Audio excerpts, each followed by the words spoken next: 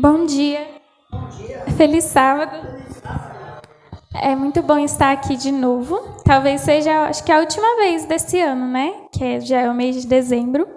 Foi muito bom partilhar dos cultos de sábado e acho que de domingo eu não vim, mas de sábado, todas as vezes que eu estive aqui, eu gosto muito de vocês, gosto muito mesmo, do fundo do meu coração. E a mensagem de hoje, irmãos, ontem eu estava conversando com Jesus e eu perguntei: Senhor, o Senhor quer que eu passe essa mensagem lá? Ou o Senhor quer que passe outra mensagem que eu já tinha preparado? E aí eu li a meditação do Rodrigo Silva e ele estava falando justamente sobre a mensagem de hoje. Então, irmãos, eu queria falar sobre algo que Deus tem falado no meu coração há um tempo, que é em relação à palavra de Deus, em relação à Bíblia, a necessidade que nós temos de estudá-la. É de ver, né, hoje, cada vez mais, a tecnologia ela vai avançando. E o que é difícil ver as pessoas lendo? A Bíblia e livros físicos. Hoje em dia existe o Kindle, que dá para você baixar os livros pela Amazon e ler ele assim pelo um tabletzinho que é próprio para leitura. Mas mesmo assim, não é a mesma coisa de você ler um livro físico, um livro que está ali na sua mão, que você pode marcar, pode escrever, fazer o que você quiser. E com esse avanço, a Bíblia ela vai sendo deixada de lado. É muito difícil ver pessoas que andam com a Bíblia mesmo, né? Hoje a Bíblia está no celular. Nada contra isso. Mas com o avanço, a Bíblia é deixada de lado. A gente não lê, a gente não estuda. E quando vai ler, lê só aqui, na igreja, no sábado, no domingo ou na quarta-feira. Não pega durante a semana para realmente meditar na palavra. E aí, pensando nisso, eu queria trazer um capítulo da Bíblia que chamou muito a minha atenção quando eu fui estudar. E esse capítulo ele traz curiosidades tão importantes que eu quero que ele faça que você se sinta tão alegre como me fez sentir. Então, eu quero que você saia daqui alegre e com a certeza de que eu vou estudar a Bíblia, porque tem um capítulo da Bíblia que ele é surreal. Então, vamos lá? Eu queria que você abrisse a sua Bíblia em Apocalipse 6. E esse capítulo foi o que mais me chamou a atenção de todos que eu estava estudando. E eu queria trazer para vocês um pouco daquilo que ele diz. Mas antes de ler, eu gostaria de fazer uma oração. Oremos. Senhor Jesus, que o Senhor possa, Senhor, me iluminar através do seu Espírito Santo para trazer essa mensagem. Que todos que estão aqui possam sair também iluminados pelo seu Espírito Santo, para que possam, Senhor, abrir a tua palavra, estudar, entender e compreendê-la, Senhor, a partir de hoje. Em nome de Jesus, amém. Irmãos, nós vamos ler o capítulo 6 inteiro. Então, eu vou ler uns 3 versos, aí outra pessoa lê outros 3 versos. E só que vai ser só esse texto que a gente vai ler hoje. Amém? Irmãos, quando eu li o capítulo 6 de Apocalipse pela primeira vez, eu falei, como é que eu vou entender isso? E a gente não vai se aprofundar em cada selo, mas eu vou dar um resuminho. O primeiro selo, ele representa a pregação do Evangelho. O segundo representa a guerra por causa da pregação do Evangelho. O terceiro representa a fome e a escassez de comida, por causa da balança, quando fala de um valor alto, né, que é o denário, por uma medida pequena de trigo e de cevada. Então, está falando de algo que estava em escassez, que representa a fome. O quarto selo, ele também representa a fome e também o ataque de feras da terra. O quinto representa a perseguição às pessoas que pregavam o Evangelho. E o sexto representa os sinais da vinda de Cristo e a última coisa antes da volta dele. Mas não é esse tanto o objetivo do sermão. O objetivo é falar sobre coisas que trazem o capítulo inteiro, não só os selos, não cada selo em específico. Antes de entender o que está acontecendo aqui, a gente precisa voltar lá no capítulo 4 e no capítulo 5. O que está escrito em cima do número 4 do capítulo? Isso, a visão do trono de Deus. Então, no capítulo 4, João teve uma visão de como era o trono de Deus. Ele viu os seres viventes, viu os 24 anciões, ele viu tudo isso e no final eles cantam. E aí no capítulo 5, o que acontece? Continua ainda na sala do trono. Só que nesse momento surge uma pergunta: quem é digno de abrir os selos, de abrir o livro e desatar os selos que estavam na mão direita daquele que estava sentado no trono? Então surge essa pergunta: quem é digno? E aí eles começam a perceber que ninguém, nem na terra nem no céu, é digno. Só que aí chega o Cordeiro, o leão da tribo de Judá. E aí o leão da tribo de Judá é aquele que é digno de abrir o livro e desatar os selos. E é aqui que vai as primeiras coisas, que é mais importante, que é os selos não representam o conteúdo do livro. Eu sempre pensei que os selos representavam o que estava escrito no livro, mas não representa. Ele representa as consequências da entronização de Cristo no reino dos céus. Então, o conteúdo do livro, ele só vai ser revelado após a quebra dos 7 selos, ou seja, após a volta de Jesus. Então, os selos representam a consequência de Cristo, que foi colocado como rei agora. Então, é como se acredita-se que Jesus, ele morreu, ressuscitou, e aí ele foi para o céu. E no céu aconteceu essa entronização do capítulo 5 de Apocalipse. E aí ele recebe como um rei o livro da aliança, que é como se fosse esse livro. E aí, naquela época, os reis, eles recebiam um livro da aliança, e quando eles eram coroados como reis, eles também tinham o destino da nação sobre as suas mãos. Então, os selos e o livro que Jesus agora tinha o direito de abrir porque ele era digno, eles representam o destino da nação dele, que é o nosso destino aqui na Terra. Então, essa é a primeira coisa que tem de se falar sobre os selos. E a segunda coisa, irmãos, é que os selos, eles se ligam ao Antigo Testamento. Como é que eles se ligam? Vocês já leram o livro de Levítico e de Deuteronômio? Quem leu, levanta a mão aí. Sim? Alguns livros que são os 2 livros que são difíceis de ler, porque tem muita lei, muita coisa, é muito grande. Só que lá no capítulo 28 de Deuteronômio e do capítulo 26 de Levítico, seguido de alguns versos, tem algo muito importante, que é a nomeação, que vocês devem ter visto, de os castigos pela desobediência, quando vocês leram. Então, esses castigos pela desobediência, eles se ligam também a Apocalipse 6. Por quê? Porque os castigos por eles desobedecerem a Deus era guerra, fome, peste, ataque de animais selvagens.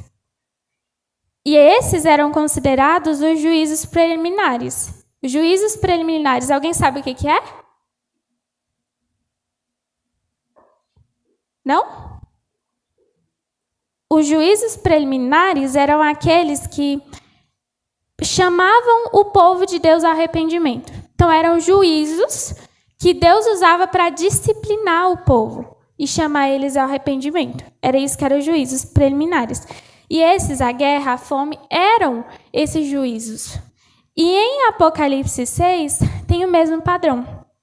Deus, ele coloca a pregação do evangelho e, em consequência, vem a fome, a guerra, as pestes e a perseguição.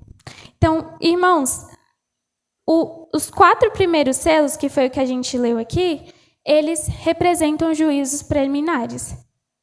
Os juízos preliminares lá de Deuteronômio e Levítico. Está aqui no capítulo 6. E a segunda coisa é que o 5º selo, ele representa uma passagem que está lá em Zacarias 1:12. Alguém pode abrir para ler para a gente? Por favor. Esse verso, ele faz uma ligação com o 5º selo, que diz, no verso 10, Até quando, ó soberano Senhor, santo e verdadeiro, não julgas nem vinga o nosso sangue dos que habitam sobre a terra? Então, o quinto selo, ele faz referência com uma passagem do Antigo Testamento. E o sexto selo, irmãos, é a resposta que Deus dá para esse clamor que eles fazem, que é quando a ira dele cai sobre aqueles que perseguiam os que pregavam o evangelho. Então, a primeira coisa sobre esse capítulo é que ele se liga ao Antigo Testamento. Então, é um capítulo que está no Novo Testamento, mas que ele tem muitas ligações com o Antigo Testamento. E agora, nós vamos ver a segunda coisa sobre Apocalipse 6, que é os selos de Apocalipse 6, eles também se ligam ao Novo Testamento. E eu queria que colocasse aqui uma tabela. Tem uma tabela aí? Isso, essa aí. Essa tabela aqui, irmãos, eu não sei se dá para ver direito, mas aqui, essa parte é o tema, aqui é a passagem, aqui é as ligações que tem uma com as outras. Cada selo e cada representação do selo consequência liga com uma parte dos 3 evangelhos, Marcos, Lucas e Mateus. Então, aqui tem todas as passagens em que as fomes se ligam aos evangelhos, as pestes, a perseguição. E o que mais me chamou a atenção, que talvez vocês também chamem a atenção de vocês. E eu quero um sorriso quando vocês souberem, tá bom? Porque foi assim que eu fiquei. Que a estrutura de Apocalipse 6 é a mesma estrutura de Mateus 24. Sorriso. Oh, porque eu também não sabia. E quando eu descobri, eu fiquei muito feliz. E aí, quando você vai lá no capítulo 24, eu quero que vocês abram lá em Mateus 24. E é justamente sobre essa intensa perseguição que o quinto selo fala. O quinto selo de Apocalipse 6. E a última parte é do versículo 23 ao versículo 31. E esses versículos, eles trazem os sinais da vinda de Jesus e a volta dele. E é exatamente isso que traz no sexto selo de Apocalipse 6. Irmãos, eu sei que é muita informação, mas olha quanta informação tem em um capítulo da Bíblia. Se a gente fosse estudar todos os selos, todos os capítulos, a gente ia passar o dia inteiro aqui e talvez amanhã o dia inteirinho, porque é muita coisa que tem na palavra de Deus, é muita coisa que tem dentro da Bíblia e que é necessário que a gente entenda para que Deus possa falar com a gente. E essa interpretação, né, de Apocalipse 6 mostra que a Bíblia ela se interpreta por conta só. Então, só ela já interpreta.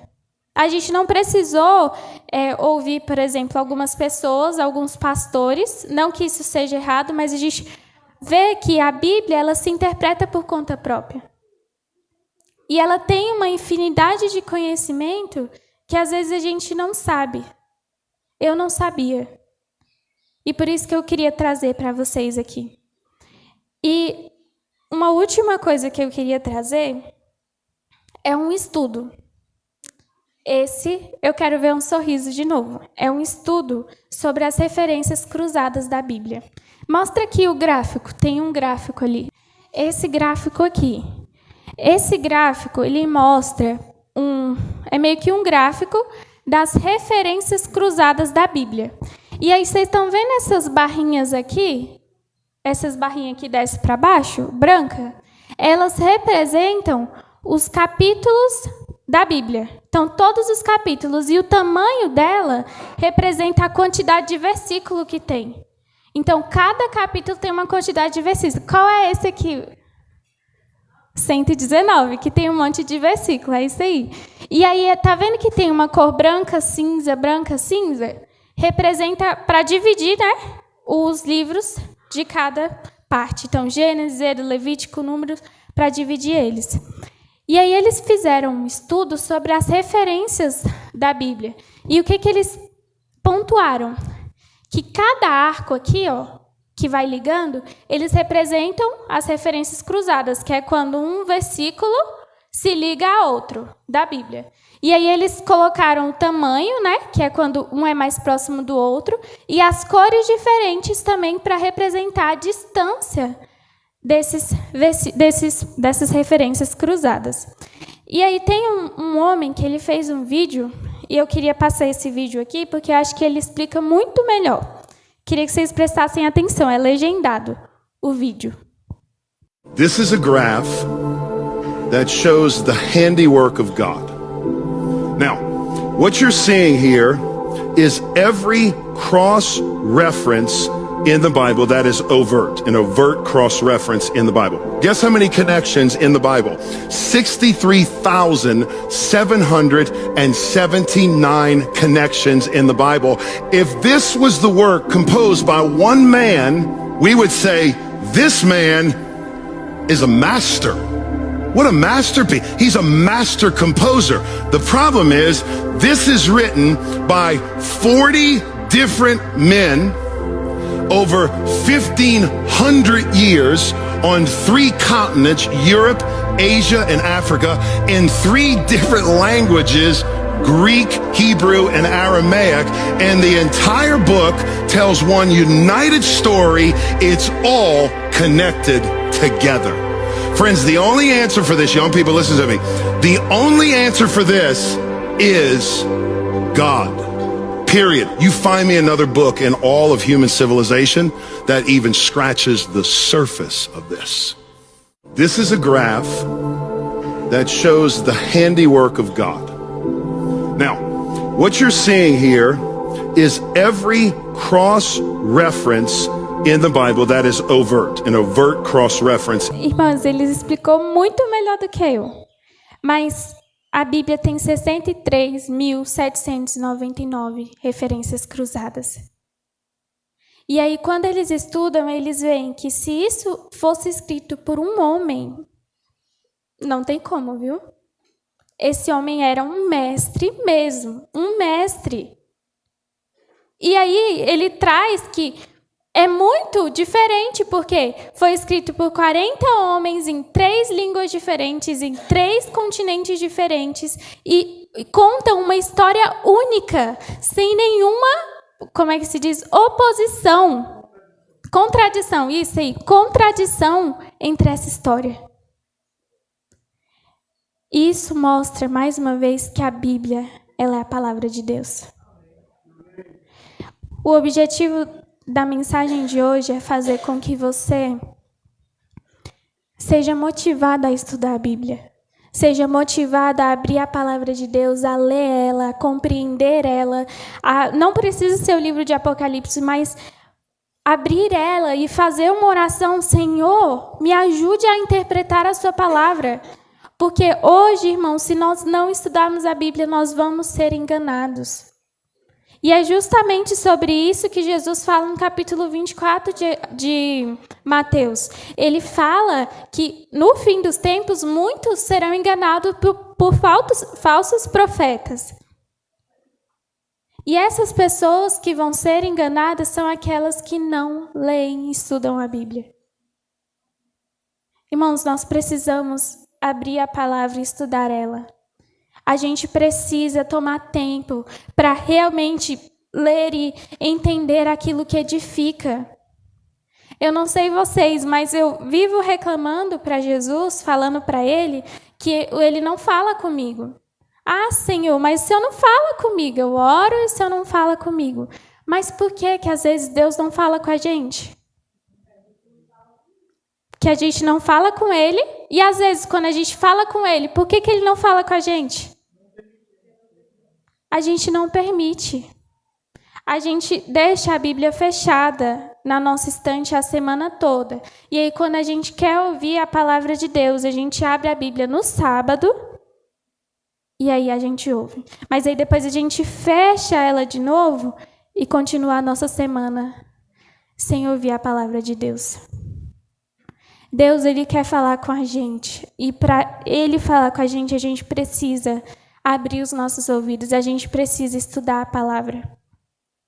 Eu quero que você saia daqui motivado a chegar na sua casa e à tarde você abrir a Bíblia e realmente falar: Senhor, eu quero estudar, eu quero compreender. Que o ano de 2026 seja um ano em que nós possamos ser edificados e termos a nossa sabedoria baseada no livro sagrado de Deus. Então, se você tem esse desejo, eu peço que você fique de pé para a gente cantar o hino Tua Palavra.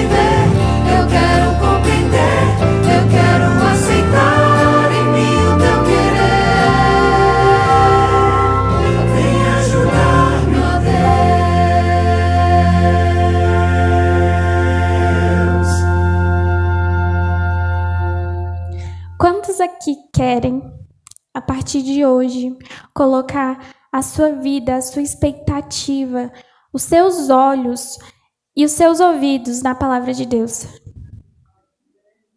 Amém? Então vamos ajoelhar.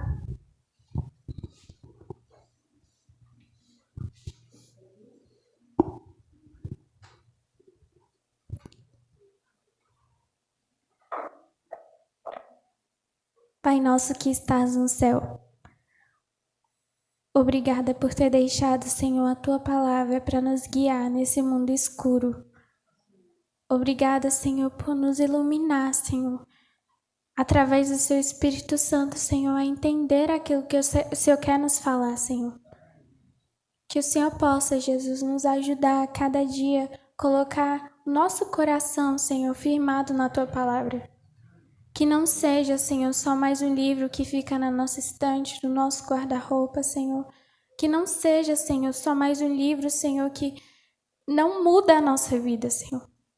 Que seja, Senhor, o nosso manual, o motivo da gente acordar todos os dias. Que seja, Senhor, aquilo que nós vivemos para colocar em prática, Senhor. Por favor, Jesus, que o Senhor nos guie até de volta para casa. E que o Senhor possa colocar no nosso coração esse desejo de ouvir a Tua palavra, de entender, de ler e praticar ela, Senhor. Em nome de Jesus, amém.